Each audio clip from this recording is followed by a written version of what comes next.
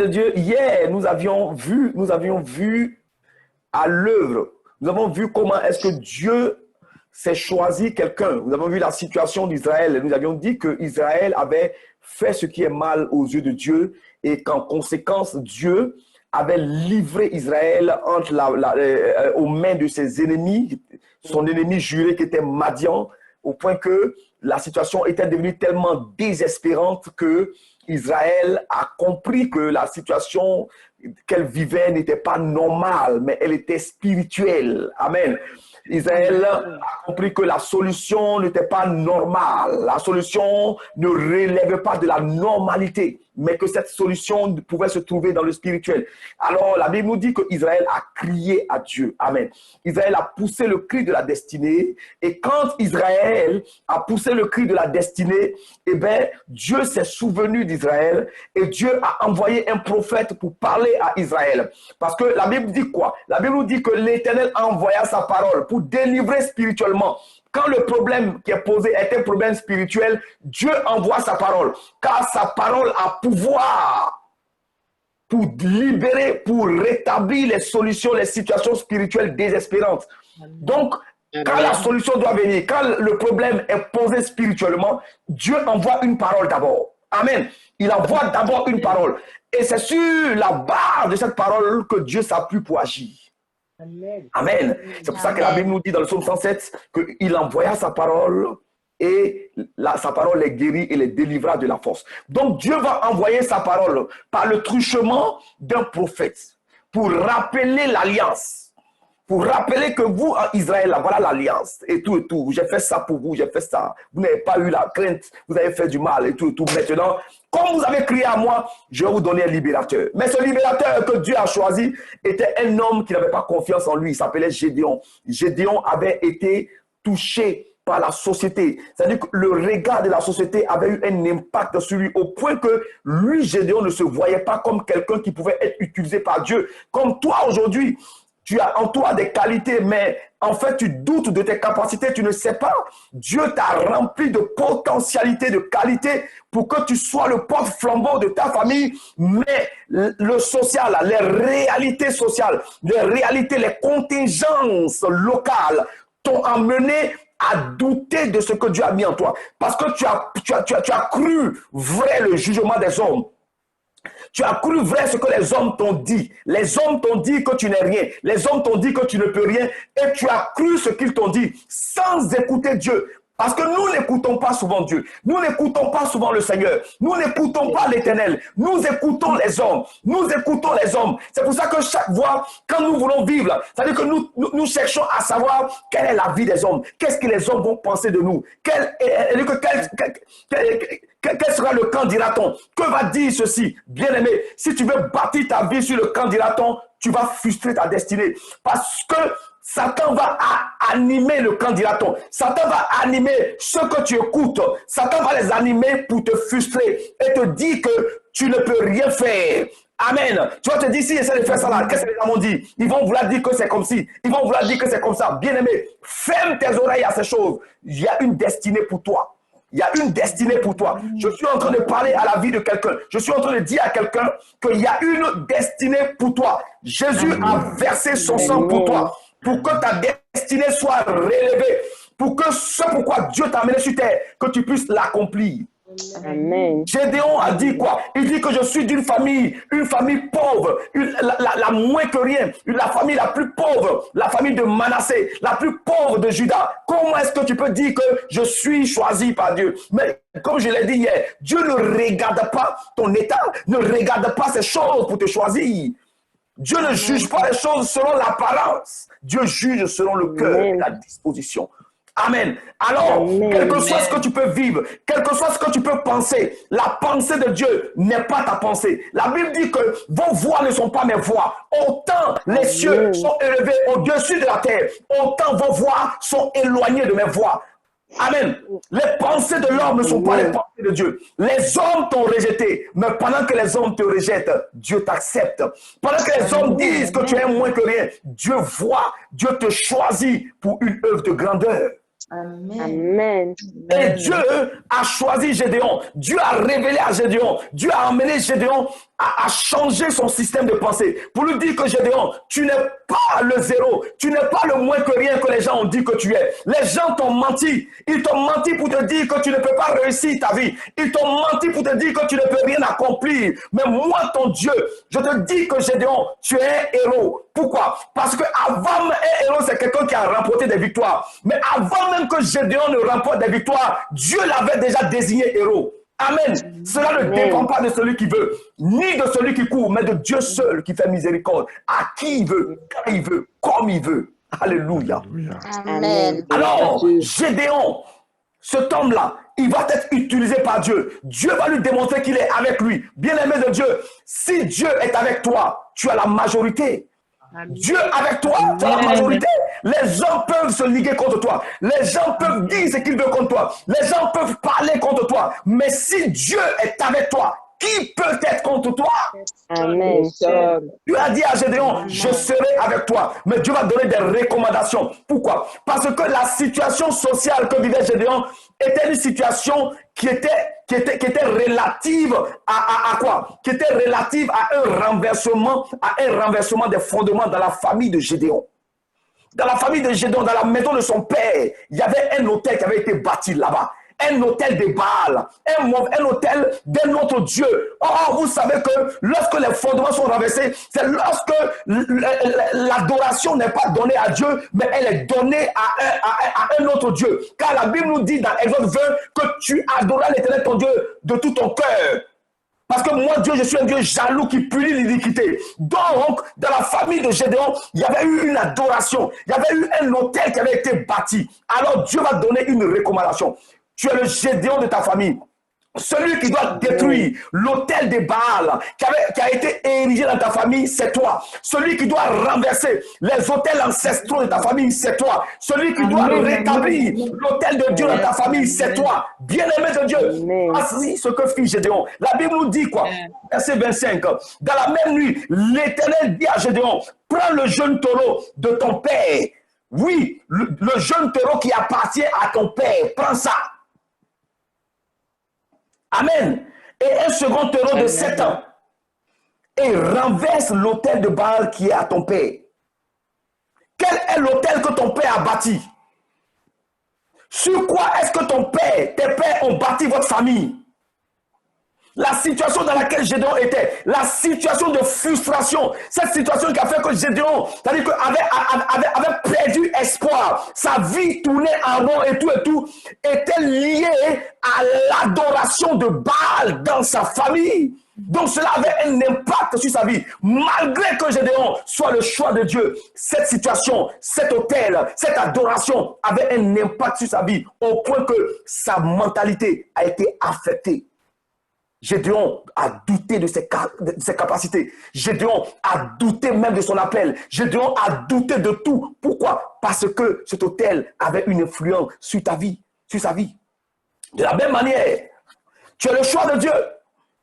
Tu es le choix de Dieu. Amen. Mais quel est le fondement sur lequel tes pères ont bâti ta famille? Le fondement sur lequel le père de Gédéon avait bâti sa famille, c'était l'autel de Baal. Un autel d'un Dieu étranger. Alors la première des choses que Dieu va faire, avant que Gédéon ne commence à délivrer Israël, Dieu va ordonner à Gédéon de briser, de renverser l'autel de son père. Amen. Donc il dit quoi? Il dit, renverse l'autel de Baal qui est à ton père et abat l'idole qui est dessus. Il faut renverser l'autel de Baal qui est à ton père et il faut abattre l'idole qui est dessus. Et tu bâtiras ensuite et tu disposeras sur le haut de ce rocher un autel à l'Éternel. Alléluia. Bien-aimé, Dieu t'a choisi pour que tu puisses accomplir une destinée. Mais quand Dieu est le Dieu des familles, Dieu fait alliance. Israël, c'était plusieurs familles. Israël, c'était plusieurs familles. Et la plupart des problèmes que nous avons viennent de nos familles. Pourquoi? Amen. Parce que la plupart des problèmes de l'homme, les problèmes de l'homme, des hommes, c'est-à-dire que la plupart de ces problèmes sont liés à l'adoration. La plupart du problème de l'être humain est lié à l'adoration. Qui adore-t-il? Qui adore-t-il au détriment de Dieu, le Créateur? Amen. Alors, il y avait un problème spirituel dans la famille de Gédéon. Il fallait que ce problème soit réglé pour que l'autel de Baal arrête de parler. L'autel des réclamations de la famille, du père, de la maison paternelle de Gédéon, arrête de parler. Quel est l'autel paternel? Quel est l'autel de la maison paternelle qui parle contre ta vie? Quel est l'autel de la maison paternelle qui parle contre ta destinée? Quel est l'autel de la maison paternelle qui vient frustrer les desseins de Dieu dans ta vie? Quel est l'autel de la maison paternelle qui œuvre contre toi pour que tu aies honte? Que tu aies honte même de t'affirmer. La honte est démoniaque. La honte vient bouffer ta destinée. Alléluia. Amen. Amen. Dieu a suscité Gédéon pour que cet autel-là soit renversé. Parce que Dieu veut établir dans ta famille une alliance. Et c'est toi qui as été choisi pour faire cela. Amen. Alors, Gédéon a été choisi pour non seulement renverser l'autel de Baal, mais rétablir dans la famille l'autel de l'Éternel. Amen. Amen, amen. Amen. Mais bien aimé, Amen. il faut que tu sois conséquent envers toi-même. Parce que cela amène des représailles. Tu veux détruire les autels? Il faut que tu sois conséquent envers toi-même. Ton engagement avec Dieu ne doit pas être un engagement fou-fafou, comme on le dit. Un engagement tonitruant. Un engagement mi-figue, mi-raisin. Non. Dieu veut des personnes engagées. Écoute, lorsque Dieu a révélé à Gédéon l'appel qui était sur sa vie et que Dieu lui a prouvé qu'il est vraiment avec lui, Gédéon n'a plus regardé en arrière. Amen. Il n'a plus regardé en arrière.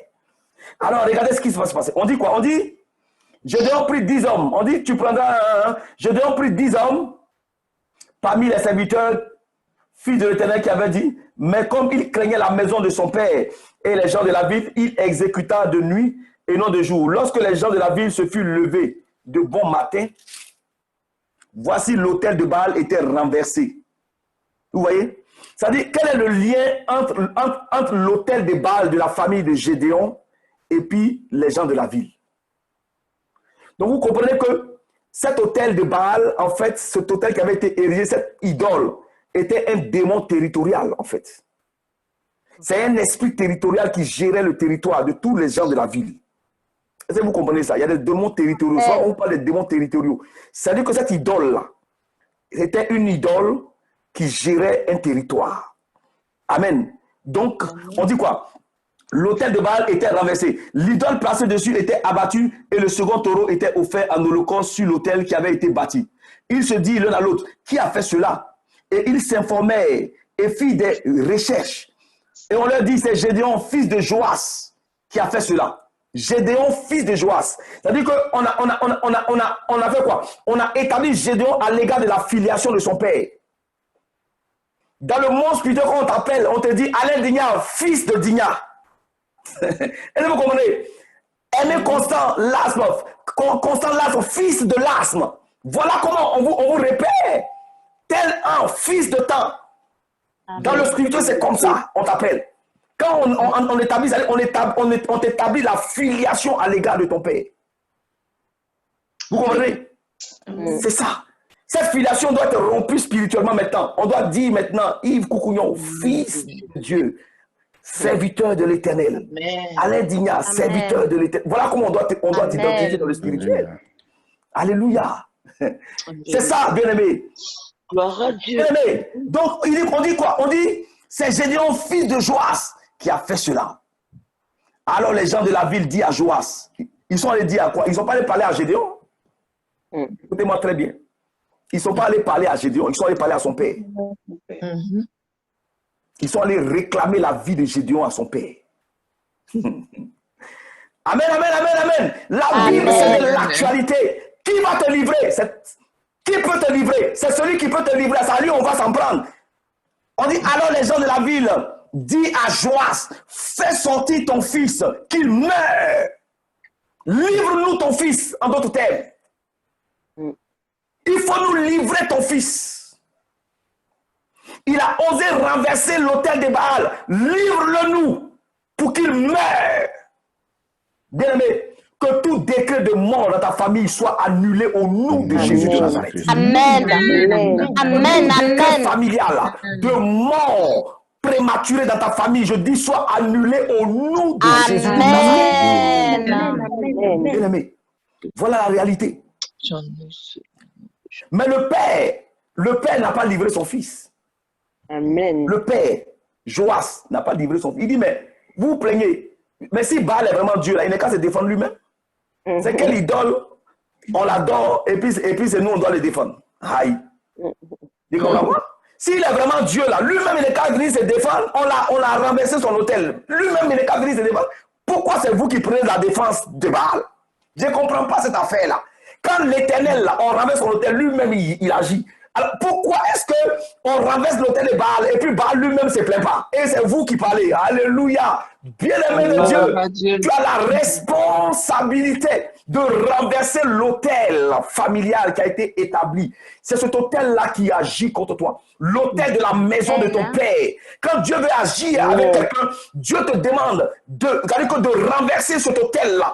Tu as le pouvoir. L'onction que Dieu t'a donnée là, elle est valable pour ça. C'est pour ça, bien-aimé, nous allons prendre un temps de prière et de jeûne. Amen. Que toi-même, on puisse prier ensemble, mais dans l'ensemble, que toi, tu puisses prier pour le renversement de l'autel de la famille de ton père. Amen. Ah, c'est cet autel qui parle contre ta vie. Amen, amen, amen, amen. Amen. Très important, bien-aimé. Amen. Donc ce matin, vraiment, je voulais vous donner cette petite révélation pour que vous compreniez que les choses de la vie sont les choses bibliques. Ça existe dans la Bible. Amen. Les autels parlent contre nous. Mais quand Dieu nous choisit, nous avons la responsabilité de détruire ces autels. Il ne faut pas les laisser. Amen. Parce que si tu les laisses, ces autels auront de l'influence sur toi. Pour ne pas que l'autel de la maison de ton père ait une influence sur toi, détruis-le. Tu as l'autorité pour détruire ça. Je suis venu te révéler que tu as l'autorité pour détruire l'autel de la maison de ton père. Détruis cet autel. Renverse-le et bâtis maintenant un autel nouveau. Un autel nouveau. C'est-à-dire que bâtis un autel nouveau. Un nouvel autel. Maintenant, si tu veux me demander, si tu veux savoir comment on bâtit les autels, bon, je ne le dirai pas dans cet enregistrement. Amen. On parlera. Amen. Que le Seigneur vous bénisse ce matin. Amen. Dieu fortifie vos vies.